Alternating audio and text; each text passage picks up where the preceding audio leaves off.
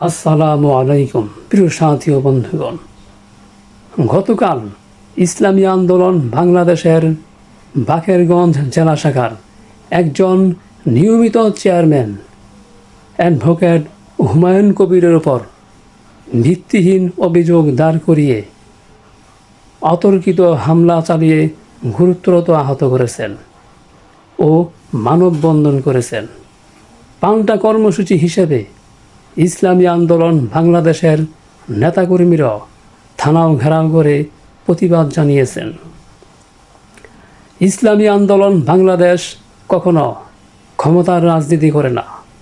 এক দলকে ক্ষমতার থেকে নামিয়ে আরেক দলকে ক্ষমতায় ওঠানোর রাজনীতি কখনোই করে না।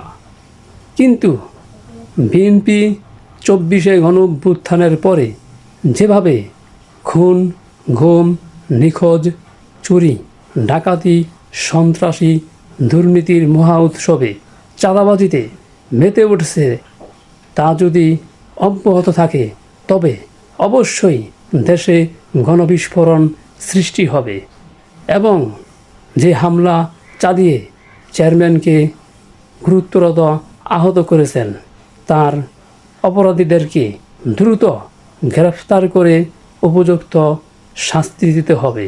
নয়, ইসলাম, দেশ, মানবতার স্বার্থে ইসলামী আন্দোলন বাংলাদেশ রাজপথে নামতে বাধ্য হবে। সঙ্গে থাকুন। আল্লাহ হাফেজ।